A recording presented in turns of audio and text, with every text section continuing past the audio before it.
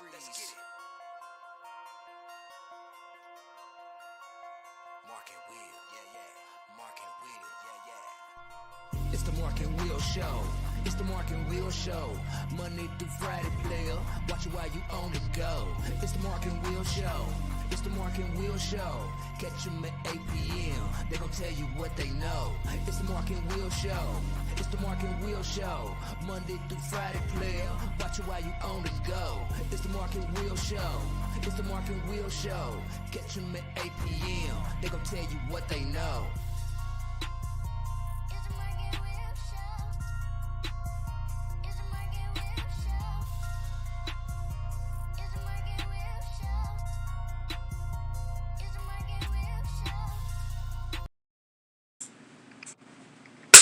What's going on, people? Welcome back to another great episode of the Mark and Will Show. Of course, you got the first host of the most, Mark and Will. What's up, my brother? What's going on, man? You got it, man. You got it. Yes, sir. I'm going to tell you what, we got a special guest today. Yes, Mr. Brandon Bender, former baller, big-time baller at Ballard. Ballard Bruin star, you know what I'm saying? Played some basketball, did what he got to do. All-American. Yes, sir. And I think he's you're AD? I think he's an AD at Evangel?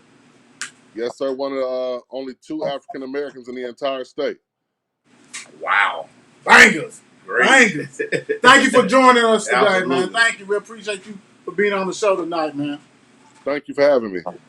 You know, like I said, man, we like to take advantage of the situation and have all you guys on the show and tell us about the journey. You know what I'm saying? We got little tots out there, kids, teenagers, young adults that want to, you know what I'm saying, know how you did. What did you do to get where you at?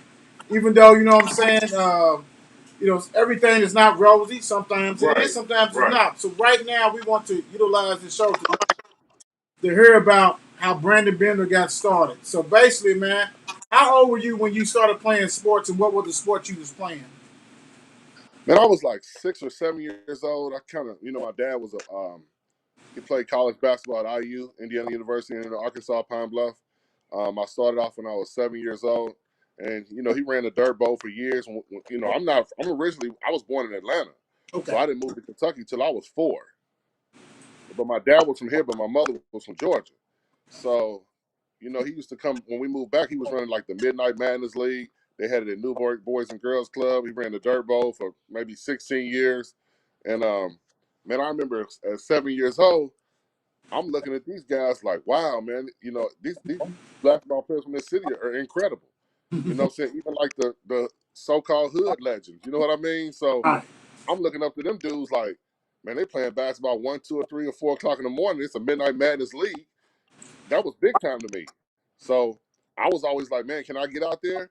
Everybody was like, nope, you too young, you too small, you're not ready, you can't play with us. Like they always said no. Wow. So that was my motivation. Right. So you said you started young. Did you play any other sport besides basketball? I played football. I played soccer 1 year, and I played football in the 8th grade. Sure did. Okay, cool. So what little leagues did you play in as far as basketball or church league? I played in like the Middletown Optimists, the J-Town Optimists, Metro Parks. I did it all. I did it all, man. The dirt bowl. All the youngest player that ever played in the dirt bowl, you know what I mean? Yeah. That's I would. Yes, sir. All right. So in middle school, what middle school did you go to, Brandon? I went to Carruthers my 6th and 7th and half my 8th grade year, and then I finished in Newburgh. Okay. Yes, sir. Okay. Yep. Withers and Newburgh. Shout out to them. Yes, So yes, sir. let me ask you this. How tall were you when you was in the 6th grade? Man, I was 6 foot in the 6th grade. Woo. Golly. Woo. I was 6 foot in the 6th grade, and then going into that summer, everybody's like, man, you weak. But I could always grab the rim. 7th grade, man, I come back 6'5". You know what I mean? Now I'm dunking. Now I'm left-hand dunking in the game. You know what I'm saying? Yeah. Like we used to have like pickup games before school started. I remember the bell rung at 7:40. Everybody would get there at 7. We just start hooping before school in the school uniform. Man, I'm dunking and stuff, and I'm like, man, I'm in the 7th grade dunking at 6'5". Then Go back and have another heck of a summer, 8th grade, come back 6, 7. Woo, golly. Now I'm jumping with 2 hands in the game. So I know. And I set out my 8th grade year because, I wasn't the perfect child. So my parents kind of made me set out and kind of taught me a lesson. Right. But I was still the hottest recruit in town, Yeah. even as an 8th grader that's sitting out. So how many times did the parents had to bring the birth certificate? Back then, to be honest with you, it wasn't a lot because when I was playing nationally, I was going against guys like Tyson Chandler, who was 6'10" in the 8th grade. Yeah. You know what I mean? So Right. it was like the norm back then. Like people was 6'8", 6'7". That was the norm. Like when you go play AAU. But you hear it though, Brandon, though, you on a national scale doing that. Right. You know what I'm saying? But if you I didn't do anything else though, because my parents had put me in that situation to have that opportunity. You see what I'm saying? So I didn't really play a lot of local stuff because it was just fitting in, and I got a chance to play on the big stage early. Okay. I was going to say, because he was in it. You in that church league, right? 6'5", 7 fingers. That was like the norm. You know what I mean? Like Yeah. now, like you got some of the top 8th graders in the country that's like 6'9", 6'10" now. Right. Big time. So check this out. Newburgh, right? 8th grade. Yep. You done with that? How'd you decide? I mean, Ballard, was that the only school you was looking at, or what? What was going on? No, I visited Moore. I visited Eastern. I visited Male. My pick was Male, and this is what happened. Oh man, come on! Don't hurt me like this, Brandon. I picked Male because at the time Larry O'Bannon and I was on the same AU team. OB, yeah. We was the same. We was on the same AU team from like 7th, 8th grade. So I'm like, I'm going to Male. And I'll never forget it. My mother came in my room and was like, "You're not going to Male." And I was like, "What? You just asked me where I wanted to go." She said, "Nah, you're going to go to Ballard." So I was like miserable. As a kid, I'm miserable because my parents, even though they know what's best. Right. And to be honest, man, when I got there, it was like the best decision I ever made. Mm-hmm. Yeah, it worked out. I would say it worked out fine. Yep. Because academically, it was good. It wasn't as strenuous as Male, but it was still like good academically. And, you had some big time athletes that came out of Ballard. And there's a lot of tradition and a lot of resources, a lot of financial resources there. And Ballard's always going to be Ballard when I'm dead and gone. Right. But I'm going to tell you what, man, that purple and gold will look good on you, brother. I'm biased, of course. I'm biased, of course, but, if you couldn't go there, I'm glad you went there. You know what I'm saying? Let's put it that way. I'm glad you went there. Uh-huh. Real quick, as we talking about Sandy Allen's Ballard. Yes. When did you meet this other Brandon guy, Mr. Carter? Man, we were freshmen, right? So it was like a heated battle. He was a football guy. I'm a basketball guy. I'm like, man, this dude get on my nerve, man. You know what I'm saying? Like, this dude get on my nerve. And like, he was always talking, like, but he be talking reckless, like, no, football number one. So I'm like, damn, man, I got to get to know this dude. So we started off kind of beefing. But man, it took us like 2, 3, 4 months. And then we became best friends and brothers for life. You know what I mean? So we always had each other's back after that. But that first get together, it was tough. Because like, he always try you. You know what I'm saying? He go. If you say yes, he say no. If you say red, he say blue. You know what I'm saying? He is. So at Ballard, freshman year, what was you about 6'9", 6'10" then? I was 6'9". So we had Jeff Maul was my coach, who's the coach at Iroquois now. He was a disciplinarian, and the powers to be, people with the money, they didn't like him because he cursed. But I could take it because I knew what I was getting myself into, and I knew he was going to get me better. So there's a prominent college coach. I'm not going to say no names because everybody knows who he is because he coached at Ballard. He's a college coach now, head coach. Yeah. Okay. He made that happen. He made that switch. He made them make a move. You know what I'm saying? And Jeff Maher was only at Ballard for 2 years. Oh, wow. So when you got tradition and power, and you guys got to think, like I said, Ballard's got resources. Yes. Keep in mind, Republic Bank, the Traeger Center, all that's Ballard and U of L. You know what I mean? Like, that's Right. all connected. So at the time, that's just what it was, man. But they were all good people. But going into my sophomore year, Coach Renner came from Wagner. I remember that.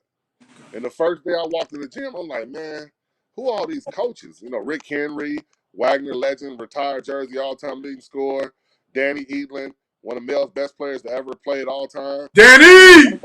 Yeah, they were my assistant coaches at Ballard, man. So I Yeah. walked into another blessing, to be honest with you. Yeah. Oh, yeah. Danny, that's my dog. He graduated a year underneath me. Got 2 stud basketball players now. His Jack and son. Cole, really good, really talented kids. Yeah. So let me ask you this. So we definitely know freshman year. Describe as far as like how was it? Because we know you was on varsity. I'm pretty definitely sure because I'm sure you was tall and then balling international. So like being that you was on that national scene going to Ballard, I'm pretty sure. How was that transition and all that? Just explain that because, like I said, a lot of people maybe don't know this. So if you could explain that transition from the national scene playing, then in high school to Ballard, ninth grade to going to your 10th grade year. Well, ninth grade, man, it was weird because, you know, I was content with playing JV and varsity. Like, they let me play in one freshman game. My first JV game was at Eastern. So we playing, and I'm like, oh, this is a great atmosphere. Man, I come out after halftime, it's 3,500 people in the stands for a JV game. So I remember we won in overtime. I had 36 points and 15 rebounds as a freshman. Wow. On JV. And then after the game, I'm like, oh, okay, I'm going to go watch the varsity play. Man, them coaches was like, get dressed. I'm like, get dressed? I'm tired. You know what I'm saying? Get dressed for what? You know, I'll never forget William Summers said, get dressed. Man, I got dressed. In my first varsity game, this is when Eastern was #1 in the region. They were like, because they had just won the state championship the year before. They won in 97. Yeah, 98, they won the state championship the year before. We beat them on their floor. And I had like 11 or 13 points, all dunks. All dunks as a freshman. And we beat them. And it was just like, man, I can't believe I did this in front of 3,500 people. You know, like, I never anticipated this or expected this. This is big time. You know what I mean? So they threw me to the wolves early. Good, good. So sophomore year, sophomore year definitely. Like who were some of the players you played with while you was there, like your sophomore year, and like who was some? You talking about the year when we won state? Yes. Oh, we had a whip, man. Like Spencer Grader, Adam Childs, Will Parton, Mac Wilkinson, Cedric Knight. We had a whip, and we had a whip and just a good bench. You know, like Antoine Sarton and Thomas Davis and Andrew Norton. We just had a strong team. And man, I remember we played Scott County like 4 times that year. Wow. And the first time we played them in Florida, they beat us in the championship. Came back and played them the next week in another Christmas tournament in Lexington, and they beat us again. So the second time, everybody was in the locker room crying. Everybody was upset. Like, man, we can't beat this team. You know, they got one African American on their team, but we can't beat them. You know what I mean? Like, but they can shoot, though. They'll shoot the lights out. So they came to the LIT. And I remember I told one of the players before the game, before the tip, I said, y'all not going to get this one. And we wound up beating them by like 28. Wow. And, we played them in the state championship in front of like 24,000 people. And we beat them by 30. Wow. Wow. Hey, that's Yeah, take care of business. took care of business, you know. So we were very fortunate. The team, we had a lot of leaders and a lot of really great coaches. And the administration was very supportive. So that team that you just said and very talented, won the state. Uh, so that was what was it? Your sophomore year? Sophomore. Okay. So junior year, what did they look like? Now you top 5 in the nation. Whew. Now you rank #3 in the USA Today in front of St. Vincent St. Mary with the King. They rank #5. He was a freshman. You know what I mean? So now you're talking real big boy stage. And so You know, we got to play like Willow Ridge from Texas. They had T.J. Ford, Daniel Ewing. Those both played in the pros. Ivan McFarland, he played at Oklahoma State. They were just as good as us. Okay. And I remember that USA Today came out with that number 3 ranking that morning. I said, if we can get past this, we could possibly be the number 1 team in America. And I think we lost by like 2 in overtime. Yep. We only lost 2 games that year. Wow. Oh wow. So y'all was just running over people. We sure were the whole season. Who was y'all lose? Who them 2 games y'all lost to? We played a region tournament. The game was supposed to be at Ballard, and something happened. So we had to play in Fern Creek. And man, Mel just caught us slipping. Wow. They caught us slipping. Who was But they were good. They were good. Brandon? They really caught us. If this was on our floor, it would have been a different outcome. But they caught us slipping. Who was on that male team? Johnny Mathis, LeVar Carter, Larry O'Bannon. Man, they had some good players on that team. 2 losses. Right. I think it was 36-2, 34-2. Man. All right, so now I know you mad. I know you ready to rock and roll senior year. Same result. 2 losses. Wow. The same Jeffersonville 2 and Mel. teams? That's it. Who'd you lose to? Jeffersonville and Mel.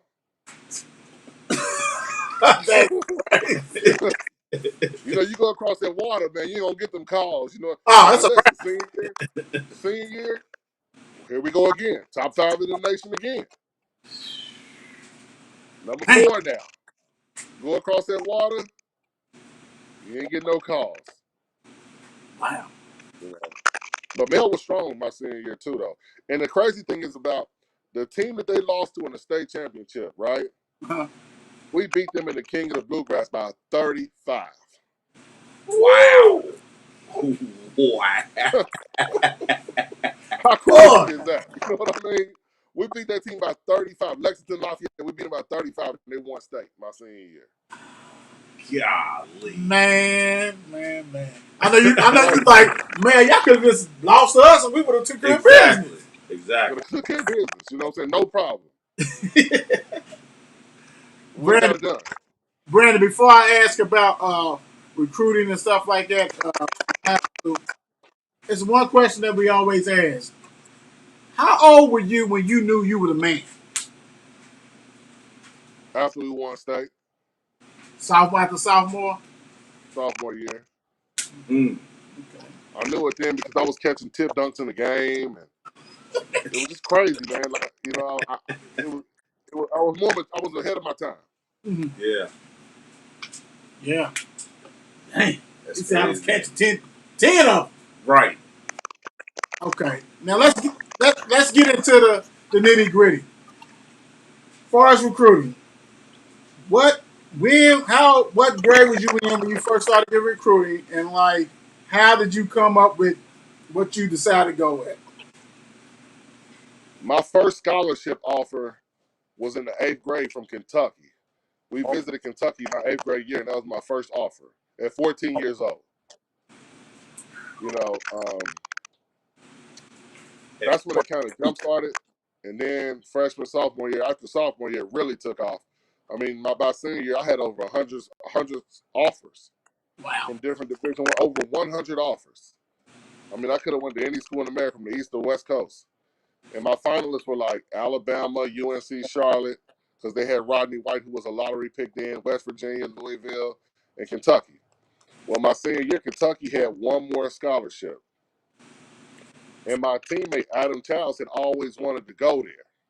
That was his dream school. So I was like, I know that's where he wants to go. He's deserving of that scholarship. If I take it, you know what I'm saying, they probably won't take another guard, but he's good enough, and he was just that level.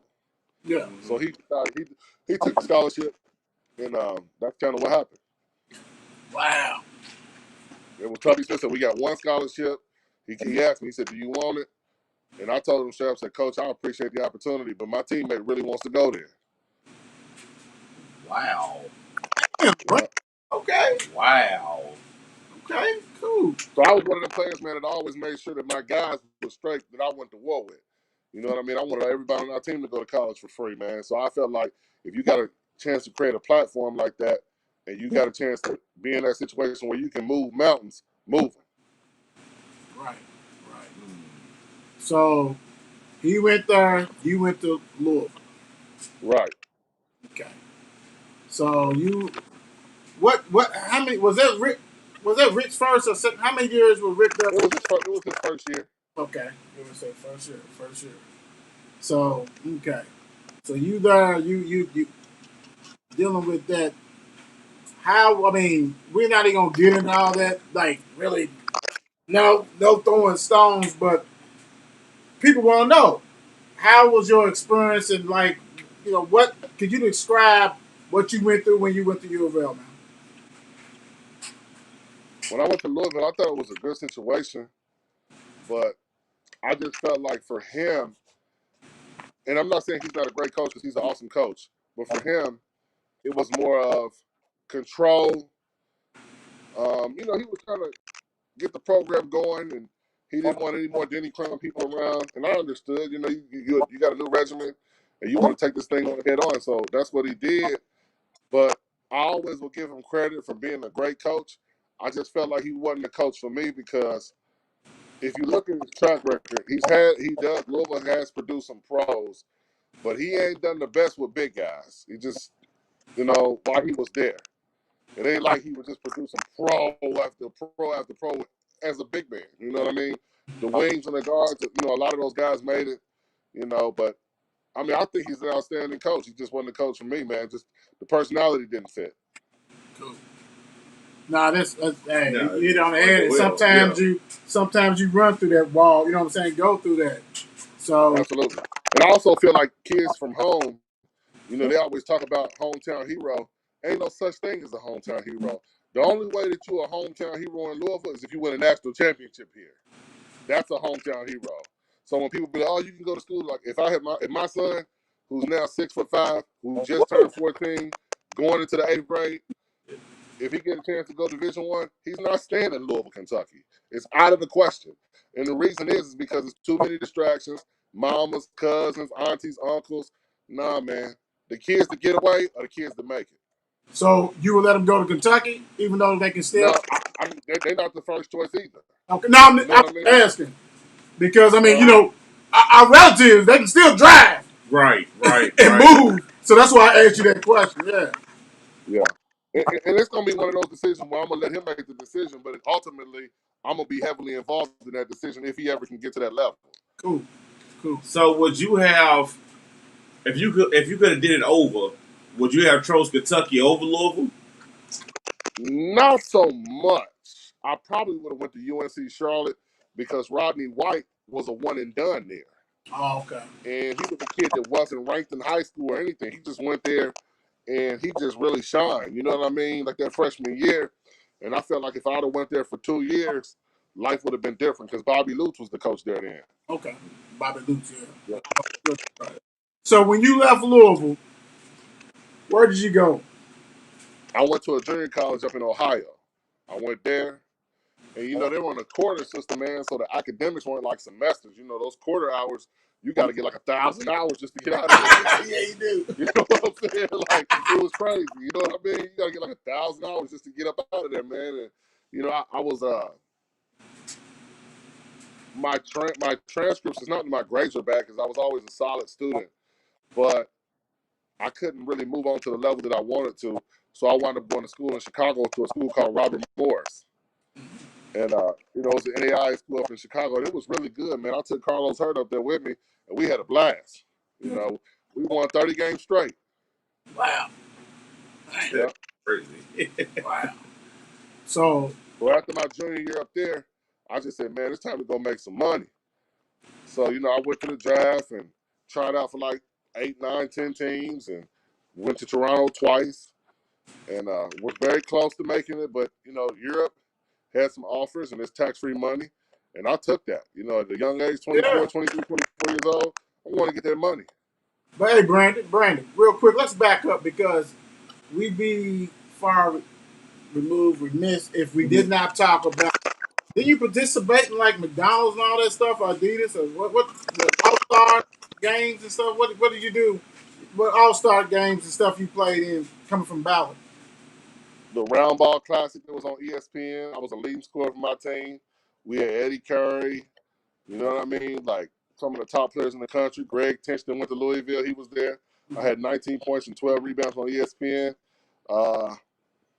Man, I was blessed, man. I also in high school I played for Team USA 2 years in a row and won a gold medal. Look at wow. That's why I had to go back. I was like, wait a minute. We done missed a little bit. Right. So I wanted to go back to that. So And this right here, this is the prestigious Beach Ball Classic. Most valuable player, guys like Kevin Garnett, Jermaine O'Neal. This is the top second best high school tournament in the country. Sorry for all these medals around it. This is from all the Olympics. that's good. But this is from like the year we won it. We won it. It was on Fox Sports, and I was the most valuable player. What's up? That's what's up. Yep. So look, real quick. So after you finished playing ball, professional ball, what did you get into next? AAU. That's okay. Okay. So what happened was my buddy hit me. He was like, man, after I got done playing professionally all them years in Europe and Asia, in the Middle East, he was like, what you want to do? I said, let's start an AAU program and get back to the kids. I went back to school, finished my degree, got a degree in criminal justice, and I said, you know what, man, let's get back to the city. So people was like, what colors symbolize the West End? Central, black and gold. What was the biggest newspaper in the West End when I was growing up? The Louisville Defender. Louisville Defenders. That's my AAU program. What colors? Black and gold. Good stuff. Yep. So a lot of people don't remember the Louisville Defender, man. That was a hit back in the day. That was it. That was it. I used to love when they used to cover Summer Fest and all that. Yeah, man. So how many years did you do AAU and all that kind of stuff? Well, I'm currently still doing it. Okay. I'm currently still doing it, and I was helping out when I first got back from overseas. I was helping out other programs until I established my own. Okay. So when I established my own, I said, man, it's just time to get back to these kids and give these kids a platform and an out. And a lot of people don't understand it, but it's all about connections and who you know, and we're in a who you know world. You know what I mean? So for me, I feel like any kid that come up under me, I'm gonna give what God gave me. I'm gonna make sure that kid can get to college for free. That's the ultimate goal. Ultimate goal. Absolutely. Big time. Big time. Yep. Because mom and dad, when you're dealing with a lot of these inner city kids or even some suburban kids, it's either a single mom or mom and dad don't have no money to pay $30,000 a year for a 4-year tuition. Right. It just doesn't happen. Right. You're absolutely right. So you've been so you still doing it. How many years has it been since you started it? Like how many years have you Well, my program, this is like going into year 4. But I was helping other programs before that when I first got done. You know what I'm saying? I was helping other people. So I figured that out myself. Okay. Cool. That's what's up, Yes, for sir. real. That's what's up, big time. But Yes, sir. we got some more stuff we want to talk about. But how did you decide you wanted to go be Mr. AD? How did that even transpire? Right. I mean, I'm so intrigued with that. Like, how did this happen? I'm gonna be honest with you guys, man. Like my son, he went to that W.E.B. Du Bois school, Mm-hmm. and I'm all about the African American heritage culture. But I'm also a realist. In the real world, if you want to make it out here, you got to work with all kinds of ethnic different backgrounds, Right. Asian, Chinese, whatever, Middle Eastern, black, white, orange, green. So for me, I said, you know what? My son, he was in the 7th grade. I said, man, let's try something different. After 2 years of being at Du Bois, Mm-hmm. so I looked into Evangel. That's what we were practicing at for AAU. So I had established a relationship with Pastor Bob Rogers, who's a God-fearing man, a man of opportunity, a man of integrity. And he asked me, why don't you come be the coach? said, no, I don't want to be the coach because I don't want these kids getting my blood pressure up. I get enough of that in the AAU. You know, I told him that. You know what I'm saying? I was like, no, I ain't coaching. No. He said, so what do you want to do? Would you want to be the athletic director? And I said, dang, yeah, that's something I can do. You know what I'm saying? And me knowing that a lot of African American people in the red states don't get that kind of opportunity, it was a blessing in disguise for me. Right. And it was just like right on time. And people laughed at it. They joked about it. You know, he can't get it done. He'll never be able to have success there. It's a school that's at the bottom of the barrel. Hey, man, all I tell parents is this. I don't recruit no kids, but people talk. Word travels. If you want to go to college on a scholarship, this right here is the place to be. Look. Ah! Ah! That's the place to be. Ah! Hey, brag about your program, man. That's what it's about. What's going on? Man, What you got over there, Brandon? Hey, first of all, I saw the nice old basketball court. Mm-hmm. So, and you know, Mark will want to come and take a visit and talk to you in your office and stuff. But brag about your you're program. welcome to come anytime you want. Brag about it, man. I feel like we have one of the best facilities in town for a private school. I mean, it's not Trinity, it's not St. X. You know, those are multi-million-dollar schools, but we're building. You know, we have a football program that, to me, I feel like they have potentially the maybe third or fourth best team in the entire city. You know, you got a lot of inner city kids, and you know, for a lot of parents, you know, yeah, these kids came from different schools, but for a lot of parents, they want their kids in a Christian environment, which they should. And you know, obviously, we're in a town where a lot of people don't like change. Right. You know, if it's change, I don't like it because I'm not familiar with it. So what do people do when they see change? Complain. Oh, they got to be doing something. They got to be doing that. No, we're not doing anything. We're following the rules. But the only thing that we have an option of, if you want to go to college, this is the place to be. For the simple fact that, and this is no knock on any other schools. Every school's got great coaches and great ADs. Yes. But sometimes a parent wants their son to be with somebody that can move that needle. And over here, we move that needle. Woo! All right, Brandon. We gonna need some of the Evangel shirts. Yes, absolutely. For real, big time. But look, check this out though. What y'all need, man? We got it all, man. What y'all need? Yes, sir. Yes, sir. We gonna Need? be there. What's up? We gonna be there. Just let me ask you a question. What you want, black or blue, huh? Hey, man, I'm on both. I'm greedy. I'm on both. I'm What you want, black or blue, huh? Hey, brother, check this out. You crazy. But look, I saw where on Twitter, like your boys, some of your players, it might have been a team thing. Y'all was at Memphis or something. Y'all was at different camps with Penny, this different stuff, man. Talk about the, when we have people on her show, I mean, it's basically your time to promote your program. Talk about, like, you come to Evangel, you have opportunity to go to this camp, do all the. Explain to everybody what I saw on Twitter with Penny and all, and I saw some other players with Jawan Howard getting recruited. Different stuff, man. I mean, that's big time stuff. Yeah, absolutely. That's what I'm talking about when I say people don't like change, though. You know, like I said at Evangel, you know, I have relationships with Penny Hardaway. I have relationships with Jawan Howard. I have relationships with almost every college coach in the country. So, of course, I'm going to promote our kids to make sure that they get an opportunity or have a chance to get a scholarship. That's what it's all about. But as far as in basketball at Evangel, for me personally, I know that there's some really good schools, like Mayle's a great school, Ballard's a great school, Trinity's a great school, St. X a great school in basketball with tradition. I'm going to go on a limb and say this. Evangel Christian will have more college coaches in their practices than the entire state of Kentucky combined.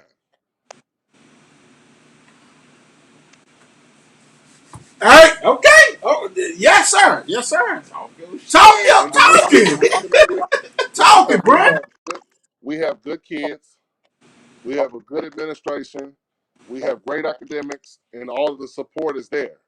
Mm-hmm. So, and we offer college courses while kids are in high school. Yes, sir. Yes, sir. I'm gonna tell you what. We definitely gonna be check you out Yes, for sure. yes. We probably have to take our shoes off to walk on that court because Nah, man, y'all gonna be all right. that court, man, that court is ridiculous, Brandon. For real, that's ridiculous. Hey, that's due to Pastor Bob Rogers, man. He just wants to give the kids a fighting chance and give them an opportunity to go out and compete. Hey, They're working on the turf. They're working on the turf soccer and football field next. They're actually in the process of getting it done now. that's what I'm talking about, man. That's beautiful. For the people who do not know, there's some people don't know where Evangel. Tell them where it's located, different stuff like that, man. Because some people probably think they're a football team. Right. Like, what other sports do The they? school is located at 3728 Taylorsville Road. It used to be Melbourne Heights Church, and it's right next to a gas station and a Paul's Fruit Market. And then the church is on Billtown Road by the James Snyder, and the new venue, the basketball venue, is behind it, and a new practice football field, and the weight room will be behind that. So eventually, the school will transition to Billtown Road because they're about to build a new church in the sanctuary too. Okay. Wow. Yeah. That's good. That's good. And people don't know this, man, about Bob Rogers. Bob Rogers owns the Lord's Kitchen Oh yeah. in the West End. So he feeds 1 million homeless people a day. Yeah. That's real deal. Free. Yes. Yeah. I mean, that's my field. That's what I'm in. Yeah, you're absolutely right.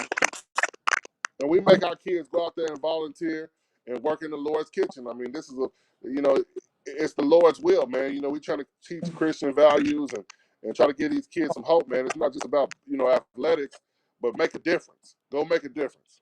Right. Right. So let me ask you this: going back to your AAU that you still run and everything, what is the age that you do? What's the age for your AAU, and how can a parent contact you? Maybe I don't know if you have tryouts or whatever. How can they? They can go to LouisvilleDefenders.com, or they can go to the Louisville Defenders Facebook page and send a message there. We got 4th grade all the way up to 11th grade. And like I said, man, it's all about getting these kids an opportunity, because let me ask y'all a question. In y'all's lifetime, when have y'all ever seen Penny Hardaway or Juwan Howard come to Louisville, Kentucky to go recruit a kid in your whole life? Come on now, stop playing. Right. Stop playing. Nobody, At any school in Right. Louisville, Kentucky. nobody's seen that. Right. Not even when I was at Ballard. You know what I mean? You know what I'm saying? So people, that's what I'm saying. People don't like change. And, for us, I don't really pay attention to the jealousy or the hate, because for me, the beat will continue. And I'm still going to do right by these kids and these families to make sure that their children get opportunities. Brandon, let me ask you this. Speaking of that, where do you think all that come from, man? Because I mean, don't get me wrong. There's people who don't like us, show. Right. But what do you think that stems from dealing with you? What do you think all that hate comes from? Well, I think two things. I think people, one, look at it as, well, he didn't stay at Louisville. That's one. Okay. Two, I think he's African American. So when most people look at African American people, they first thing in their mind is, well, if he's getting all these kids, he's got to be doing something wrong. Why? Because I'm African American? Right. Why? No, it's not that. It's just that you underestimated my intelligence. You underestimated the fact that I do have a college degree. You underestimated that I'm very knowledgeable and I'm very resourceful and know a lot of people. And that's what people just can't understand. It's hard for them to accept. Right. But for me, my skin is so thick, it doesn't bother me. Like, I can care less. It's So let never me ask bothered you me. this, big guy. Do you think your name should be in the rafters at Ballard? Yeah, I do, but I think it's going in that direction. And I wish they would have did it when the administration was there, as far as the people, that the teachers and the counselors, because it's meaningful then. Right. And now, I know they're wanting to do it, and I'm blessed and fortunate, but the administration doesn't know me. These are new people. Yeah. Right. You know what I mean? So I don't know how much meaning it's going to have. Yeah. Yeah, and Hey, Brent, let me ask you this. You know, and you from not born, but you basically from from Louisville. I mean, you yeah. want, Yep. but look, check this out. As a big, as somebody who's probably 6'7", 6'10", between that range, what kind of advice would you give to them? Like, I mean, you was blessed to go on that national level and compete and everything with your parents and all that kind of stuff that was providing that. Like, what kind of advice do you give to big men out here that maybe they stuck with a coach that can't coach a big man? Like, what kind of advice would you give to them? Like, what should they do? Should they seek outside help and all that kind of stuff to help them with To their? be honest with you, get with a coach that can coach a big man and do what you think is best for you in order to get yourself better. And obviously, you got to continue to work hard. If you really want something, you'll go get it. Right. Because I know there's certain camps, you know what I'm saying, that kind of stuff like that. Did you ever go to any kind of big man camps in high school or nothing like that, or you just because I know Well, in high school, I went to Adidas ABCD camp with Sonny Vaccaro, who's the basketball god. Kobe God, Bryant, Tracy McGrady, Kevin Garnett, all them people went to camps like that, the Nike and Adidas camp. And I was just blessed to play with the best players in the world at that time. You know, from the Eddie Currys, the Kwame Browns, the Rick Rickers, the T.J. Fords, the Mo Williamses, yeah. and the Eddie Griffin. Rest in peace, Eddie Griffin. He was a lottery pick. Marcus Toniel from New Jersey. I mean, I just, man, I was Robert Whaley from Michigan. I was blessed to play against some of the best. It was like a movie, man. It's like, you press rewind and you're like, wow, man, I can't believe, I was so fortunate enough to play with guys so talented. Yeah. And that's really what it was. So Brandon, let me ask you this. Now you know a lot of the European. I mean, a lot of that style with the big man shoot three. Like, what do you prefer? The traditional down low post player, or the bigs who can knock that three and all Ooh. this kind of stuff? I'm a Kevin Garnett, Jermaine O'Neal guy. Woo! That's what I like. Explain to them what that is, please. Tremendously athletic, cocky, arrogant, on the court. You know what I mean? Very confident. That's the kind of bigs I like. Okay. Absolutely. Yeah, because You got to understand something. a lot of them Those two players, they outside, jumping outside when Yes. they got a little older. Yep. But they did what they had to do. So yeah, I'm with and you. those two players right there, they from the state of South Carolina, the both of them, and they both went to the NBA out of high school. Right. How you feel about that rule though, Brandon? About that 1 year? You think they should just I scrap feel that, like go back like I used to, or how you feel about that? I feel like a lot of these kids do need to go to college for a year because you really can't get it back. And the good thing about going to college for a year is if you do go pro and you decide to come back and finish your degree, it's free. True. So I just feel like maturity wise, those kids need to, because to jump to the NBA at 18 years old to go play with grown men, that's not easy. Right. Now, as the AD, doing your thing, and now we have a new rule in fact. The name, image, and likeness. Is that something that we need to talk to seniors about? I mean, granted, you know what I'm saying, it happens in college, but like, that's real. That's a business move. Yeah. Yeah, I saw Alabama's quarterback today just say he got up to $1 million already. And he hadn't even played his first game yet. Wow.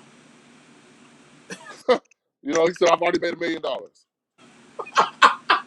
That's So, to me, I'm thinking that's something because now we're talking about money management because, like you said, we already know Alabama quarterbacks just recently like started right. rock and Right. rolling. But if he can make $1 million, ain't played a game yet. Like we need to have some money management type stuff because now we're walking into this month. Exactly. Absolutely. Yeah. Hey, listen, guys. Shout out to my man Brandon Cosby. He's the original No Limit Soldier. The man used to get the basketball team on 10 before the games. He had the football team on 12 before the games, and that's my guy.